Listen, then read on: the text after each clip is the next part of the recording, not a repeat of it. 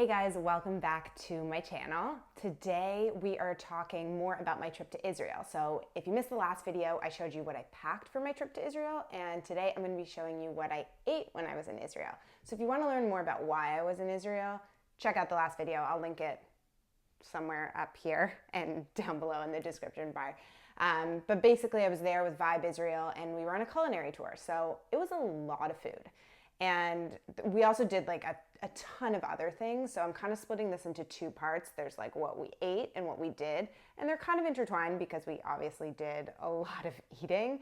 But I wanted to highlight some like meals and certain ingredients that were really common during our trip and things that you definitely shouldn't miss if you're visiting Israel. Oh, and also like very detailed like restaurant recommendations and that kind of stuff are in the blog post, which I'm also linking in the description bar below. So you can get all of that info there. Don't feel like you need to write anything down. But I just wrote things down because I was going to forget them.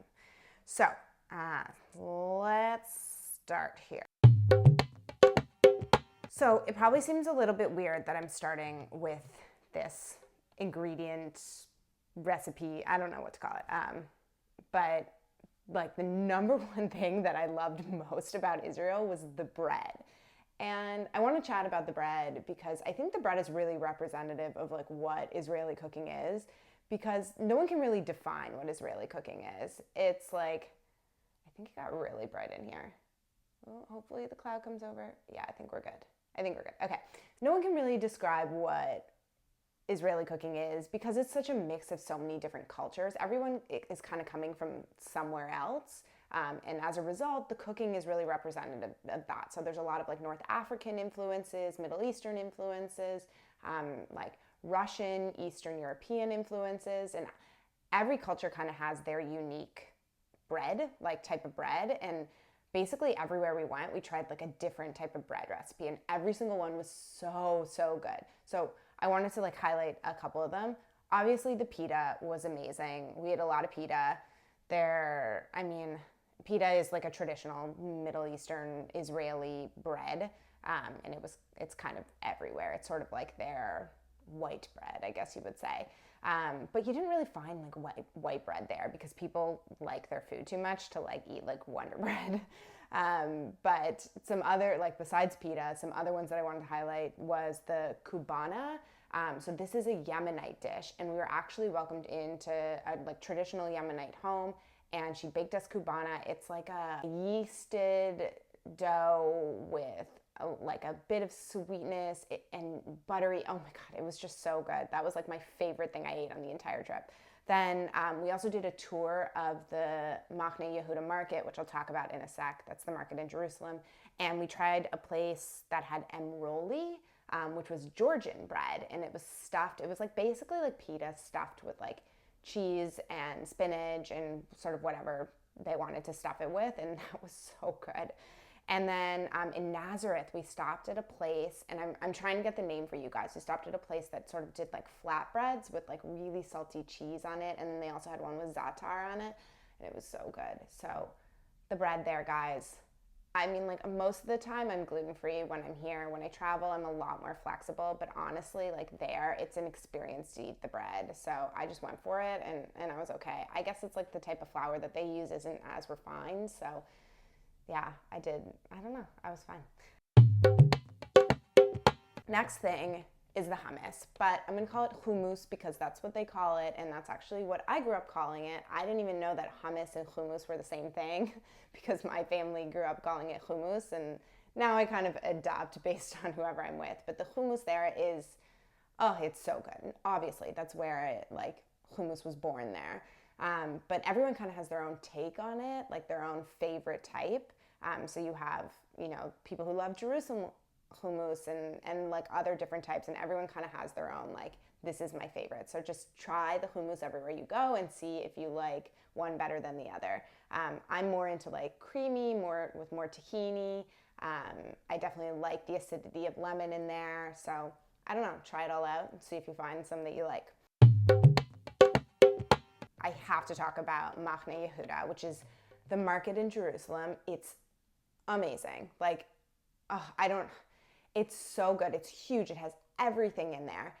It's easy to get lost in there because there's so much stuff going on. We actually use an app called Bite Mojo, which has like a built-in tour in it.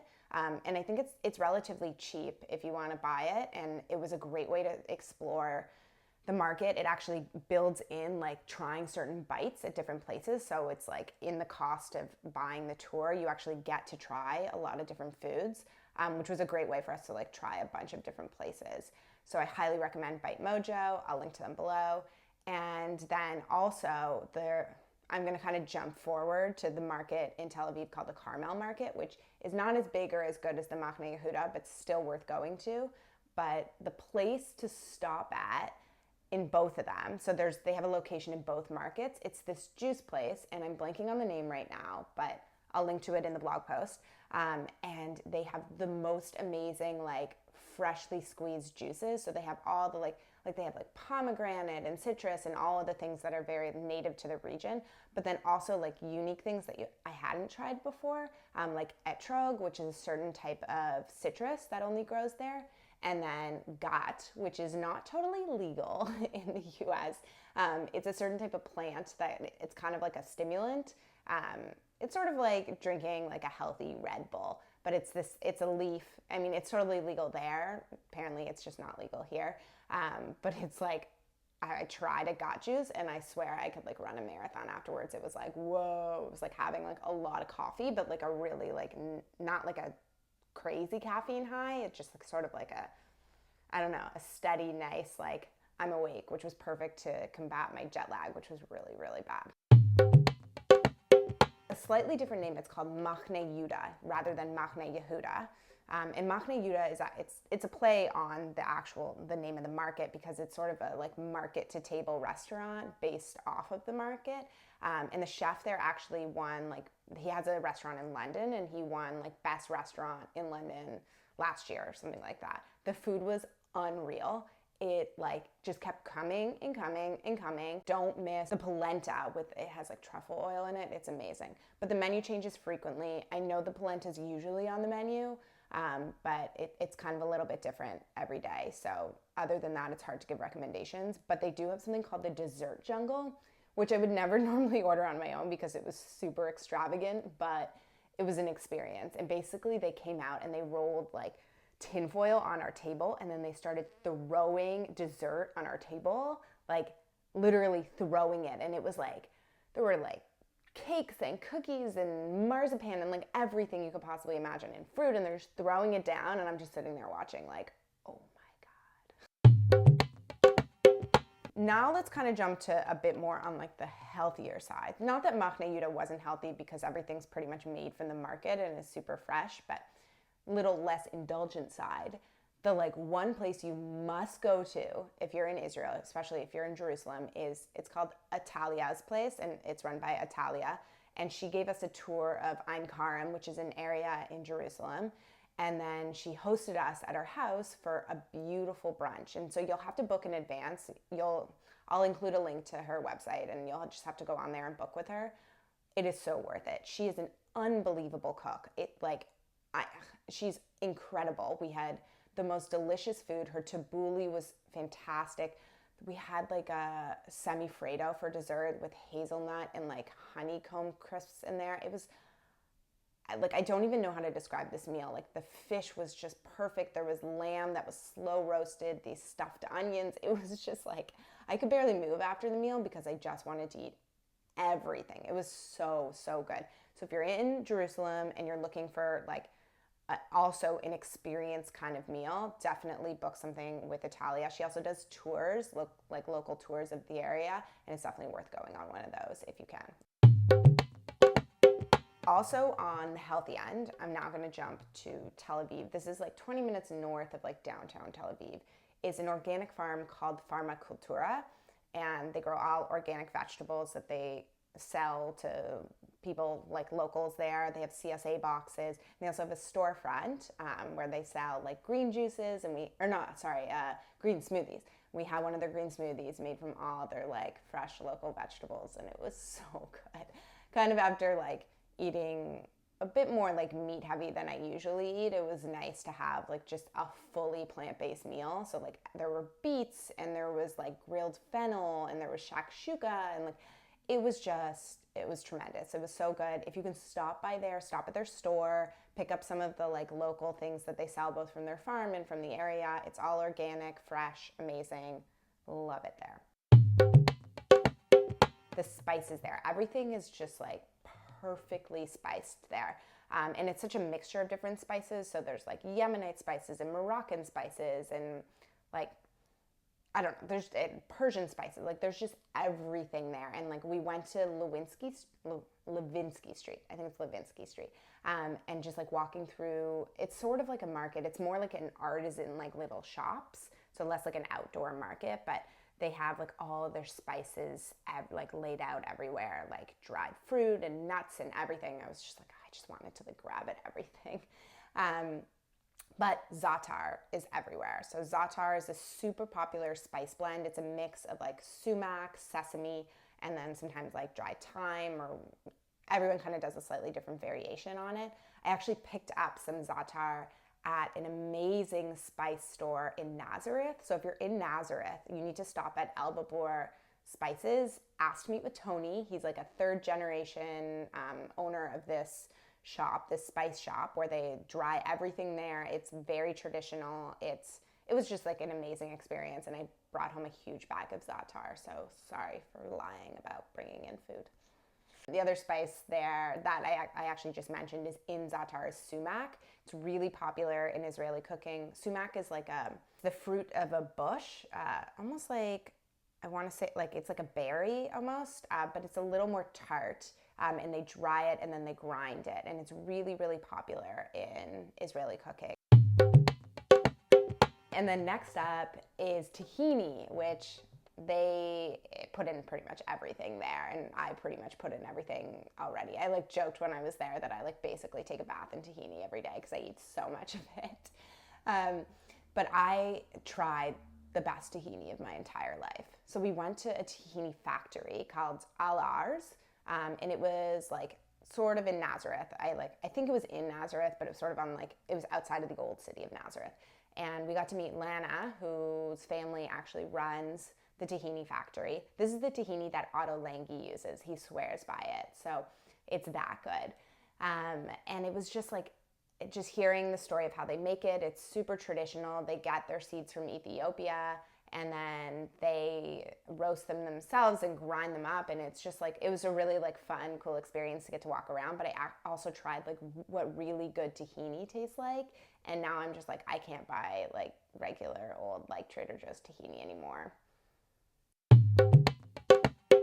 If you are in Israel, you absolutely must experience an Israeli breakfast. Most of your hotels will probably have, some version of it, but like try to go somewhere that like, does it really well. So like our hotel, Hotel 65 in Tel Aviv, had an amazing one.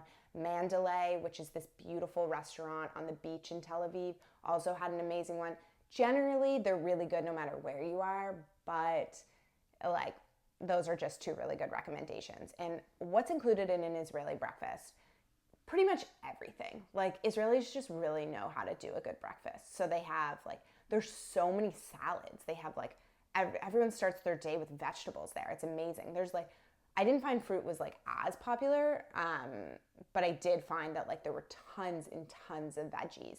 So they had like traditional Israeli salad. They would have beet salad, artichoke salad, like all of these salads to start the day. Then shakshuka, which I've talked about before. It's sort of like, it's like poached eggs in tomato sauce, but they use like different spices. And I actually tried green shakshuka, so stay tuned for that recipe. I'm so excited to share it.